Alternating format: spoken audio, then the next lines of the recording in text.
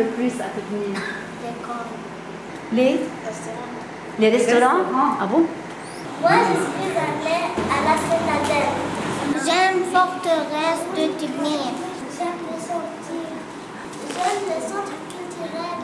Les jardins. Les fossés. J'aime mon village. J'aime tout mon village.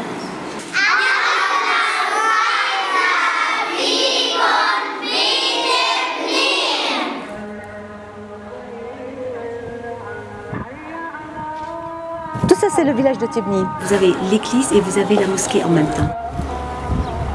Vous avez tout le beau mélange des deux religions, jusqu'à nos jours. J'espère, je souhaiterais que ça restera. C'est ça notre force. Techniquement, il y a une vie commune dans ce village. Les gens sont gentils, comme tous les gens du Sud.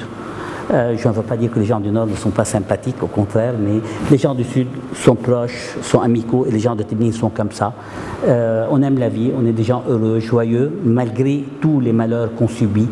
Nous avons un cycle de malheurs qui nous tombe sur la tête. En 2006, en fait, il y a eu 40% de destruction. On n'avait plus ni d'hôpital, ni de sérail, ni d'école, ni de route, ni des maisons.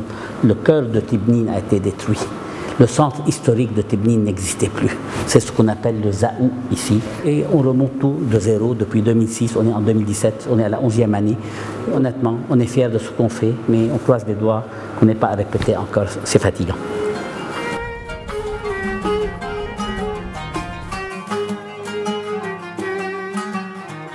On y va.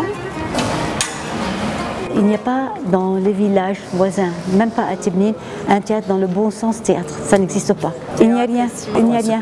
On va leur apporter ce qui existe à Beyrouth, on l'amène ici.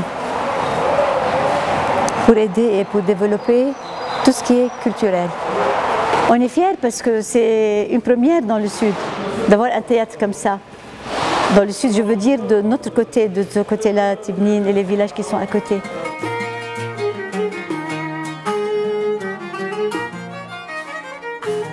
On va rentrer dans le plan vert, un mélange, mais en majorité c'est des pins. Donc ça c'est la forêt, elle est ouverte à tout le monde, elle est entretenue par la municipalité, on essaie de la maintenir avec un maximum de propreté.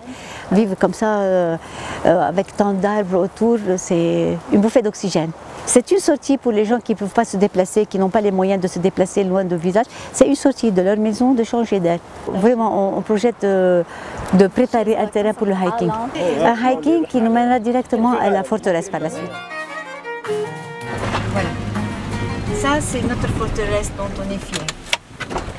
La forteresse de Tebnine, c'est un point stratégique entre Beaufort, le mont Hermon, Tebnine et Tyr. C'est une forteresse à l'origine romaine. Les croisés sont venus et ils ont construit toutes ces places fortes au-dessus des forteresses romaines. Et honnêtement, personnellement, j'ai énormément voyagé dans ma vie. J'ai été même à Carthage. Ce qu'on a à Tebnine est plus valable. Avec une grande différence, on reçoit un autobus par mois, ils reçoivent 10 bateaux par jour à Carthage. Et un bateau, c'est 3000 personnes. Bon, on y va. La forteresse a servi d'un lieu qui avertissait les autres villages, étant donné qu'elle a un accès sur la mer, ils allumaient le feu.